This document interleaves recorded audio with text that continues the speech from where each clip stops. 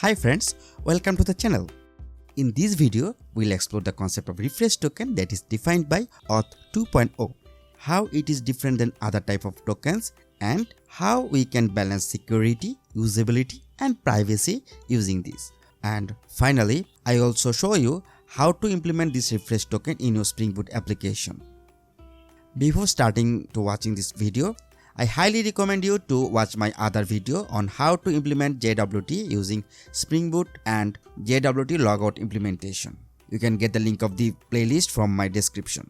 And also, I will provide link of my source code in the description below. First of all, what is actually token? A token is a piece of data that contains just enough information to facilitate the process of user identification, to authenticate and authorize the user to perform an action. In my previous video, I have shown you how to generate JWT token and how to use this to authenticate the user to access the protected resource. In this video, which is the first part of two videos, that means I am going to make two videos on this refresh token, and this is my first video, and here I am going to show you how to generate the refresh token. In my second video, from that video you will get to know how to use this refresh token to generate a new access token. Now, what is refresh token and what is the benefit of using a refresh token? Access token, that is usually used for authentication purpose, is valid for short amount of time. Once expired, clients need to re-login again to get new access token. Imagine the case where your access token has 1 hour validity. After this 1 hour, user logged out from the system. Then user need to provide his username and password again to log in to get the access token and to use the protected resource. And he need to do it repeatedly every 1 hour. What will be the user experience with your app then? There's no benefit to a user who experience this, and there is a risk of low user satisfaction. Using refresh token to generate a new set of tokens can be a good solution. Refresh token have longer validity than the access token, and it can be valid for 1 week or months based on the requirement. This token does not give the client access to any protected resource. Instead, it allows the client to generate a new access token without needing to provide username and password. Now let me show you the authentication flow of a REST API that uses token and when the refresh token is generated. Suppose we have a client application and we also have authorization server and a protected resource which is in our resource server. First, client send the authorization request to authorization server. After validating the client, authorization server issues a access token and refresh token to the client. Then this client uses that access token to perform some actions on protected resource server. After the token is expired, if the client sends request to the resource server, it will send an invalid token response. In that case, the client can request a new access token to the server using the refresh token, and after validating the refresh token, authorization server issues a new access token which the client can use to access that protected resource again. Now let's come to our code. I will start from where we left off. In my previous video where I have shown you how to log out from a JWT token, I will start from that point, starting the application. Our application failed to run. Here is some error. Let's check it. Scrolling up, unable to start the web server. Let's check what is the problem. Connection link failure. Okay, I forgot to start my SQL server. I'm running my SQL database server in Docker. Let's start the Docker. This is my Docker dashboard. Here is the MySQL container. Currently this is stopped. Start it. It started. Back to the IDE. Try to rerun the project again. This time the project ran successfully. Now let's make the API call to check the output. Open the Postman, calling to register API for new user registration. Send the request. A new user is registered and the server responds with the token. Currently, the response body we are getting JWT token. This is mainly the access token, which is the token that will be used to access the protected resource of the server. Beside this token, I am going to add another field, that is for refresh token. That refresh token will be used to refresh the access token if the token is expired. Go to the code. Let's stop the server. In my auth controller, there is a register method which is responsible for registering the user. The logic for registering a new user is written in this register method of the auth service class, and the login method is responsible for authenticating the user. All the authentication logic in this authenticate method of this auth service class. Let's check this register method. This is register method and the return type is authentication response. Close the sidebar to make some room. Inside this there is necessary code for new user registration, and finally it returns this authentication response. Let's check it here. This authentication response class, we have only one field, that is token, and a constructor for setting the token and a getter method. This is the token we are getting in the response. Besides the token, I need another field for refresh token. First, rename it to access token. Now adding a new field, private string refresh token. We need to update the constructor to set the refresh token. Remove all other methods. Now generate constructor, select the field. OK. Now generate getter methods for two fields. Generate getter, select the fields, then OK. Now our authentication service showing error because in this authentication response constructor, now we need to pass both access token and refresh token. Now let's generate a refresh token. Closing the tabs. All of our token is generated in this JWT service class. Here is the generate token method. This is where we are generating the token. Currently the generated token is valid for 24 hours. Refresh token is similar to JWT token, but it has a longer expiration time. Our refresh token will be valid for 7 days. So we need to create a new method for generating refresh token. First, rename this method to generate access token. Right click, refactor, rename, generate access token. Our IDE will take care of renaming all the instances of this method. Now copy this method, paste it below, rename this to generate refresh token. Everything is same except this expiry. It will be valid for 7 days. Now we already have 1 day validity. Multiply it by 7 to get 7 days validity. Now take a closer look. We are using the same code twice. One is for generating access token and another is for refresh token. Only the difference is the time, the expiry time. To avoid code duplication, let's extract it to a new method. Copy this code. I am creating a new private method. String generate token. It accepts user and expiration time. This is the data type is long. Inside this method, paste the code. Replace this hand coded time expiration.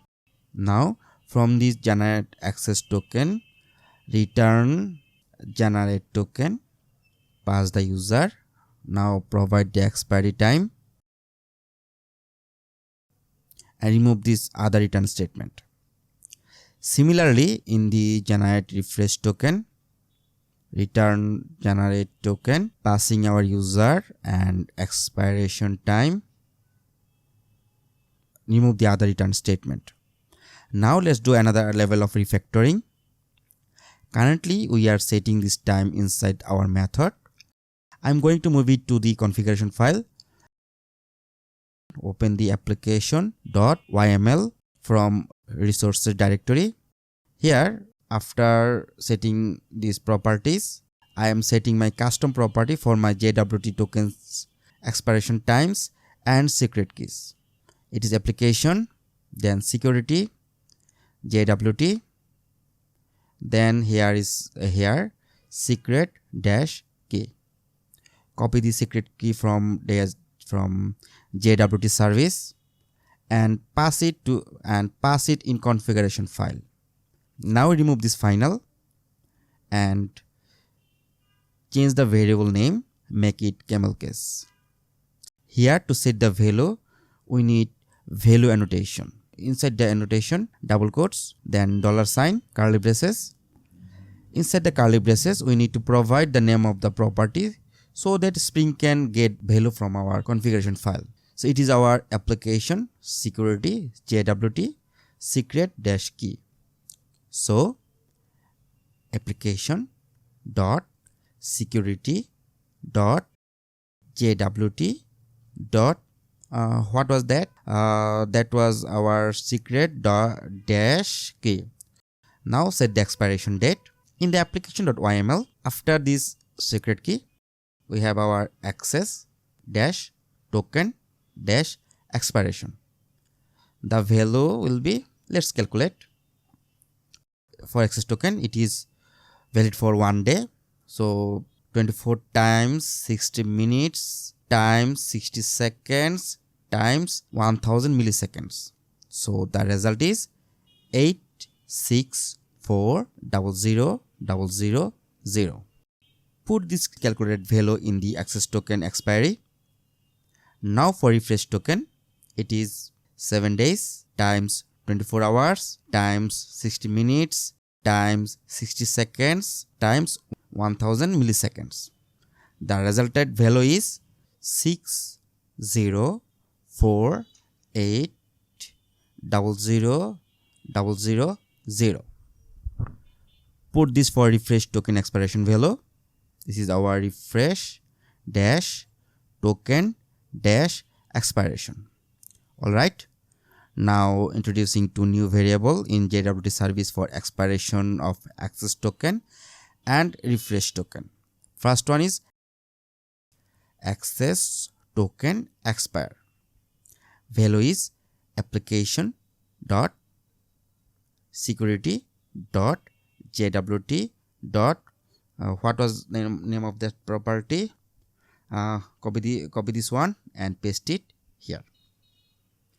Next one is for refresh token expire. Copy this value, paste it here, and the value will be refresh dash token dash expiration.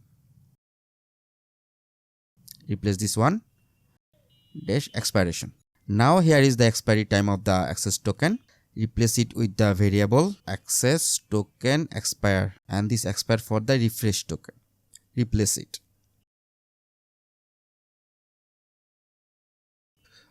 Now we need to change this secret key variable name as we have renamed it. Copy this variable name and paste it here. Now open the authentication service. Here is our register method. Here, after saving the user, we are generating the token. Here I am going to rename this JWT to access token. After generating this access token, we need to generate refresh token. It will be JWT service dot generate refresh token. Pass our user. Here we are saving access token to the database, and the authentication response, we need to provide our access token and refresh token. Similarly, in our authenticate method, here we are generating the access token, rename it, updating the variable names. After generating this access token, we need to generate our refresh token. Again, string refresh token equals JWT service dot generate refresh token. Here pass our user. In our authentication response, we need to pass a refresh token to the constructor. Now let's test the token generation. Start by server, open the Postman, send registration request. Here the token is generated. We are getting two parameters in JSON response. This is our access token and another is refresh token. Now I want to make some changes in this response. Here in the response body, the key is in camel case, but I want the two word is separated by dash. To do this, in the authentication response, closing the sidebar to make some room. Here, before this access token, I am giving an annotation, JSON property. Here give the field name that we want to get in the output. In this case, this is access underscore token. And for the refresh token, JSON property, value is refresh underscore token. Start the project.